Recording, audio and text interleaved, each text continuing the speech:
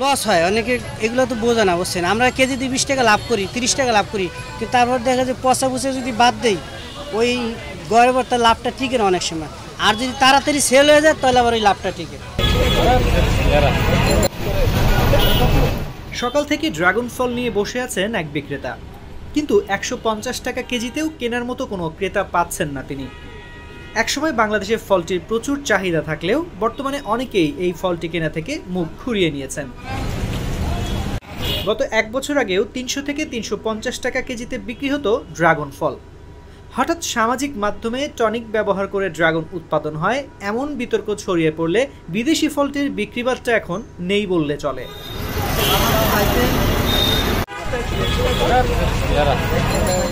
এখন ড্রাগনের ভরা মৌসুম, দেশে প্রচুর ড্রাগন উৎপাদন হচ্ছে, তবে ক্রেতারা ফলটি না কিনে বাজারে অনেক ড্রাগন নষ্ট হয়ে যাচ্ছে বলে জানান বিক্রেতারা।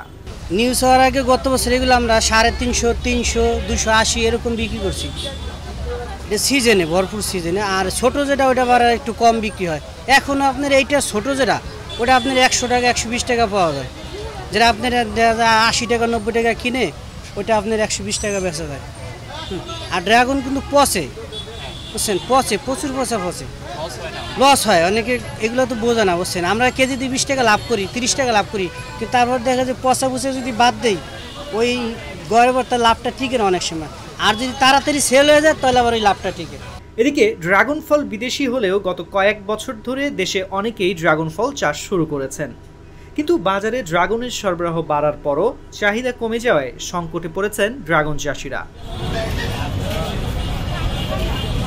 বিক্রেতারা বলছেন, ড্রাগন ফলে হরমোন প্রয়োগের কারণে স্বাস্থ্য ঝুঁকি তৈরি হওয়ার সূত্রবিহীন খবর সোশ্যাল মিডিয়ায় ছড়িয়ে পড়ায় ফলটি কিনতে চাইছেন না এখন অনেকেই। তবে এতে করে যে চাষিরা সাধারণ পদ্ধতিতে ড্রাগন ফল উৎপাদন করেছেন তারাও আর্থিক ক্ষতির মুখে পড়েছেন। মানে বর্তমানে দাম সীমিতই আছে, হাতের নাগালে আছে, কিন্তু মানুষ একটু কেনে কম এবছর, বুঝছেন। আর মোটামুটি মানে ড্রাগনের সিজন তো এখন নিউজ হওয়ার পরে আমরা তো গত বছর এই জিনিসটা বোঝেন বেচাই বন্ধ করে দিয়েছি। আর কাস্টমার তো বোঝেন, আর ড্রাগন দেখলেই বলছি কি যে এটি খাওয়া যাবে না, এটি খাওয়া যাবে না। কিন্তু এই বছর আবার এটা এখনো শুনি নাই। এবছর মোটামুটি ভালোই, ড্রাগন অনেক একটু দাম কম গত বছর থেকে।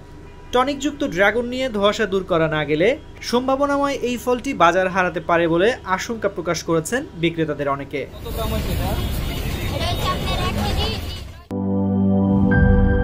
শিয়া বাটার ও ভিটামিন ই সমৃদ্ধ lily glam beauty soap. Lily, always beautiful.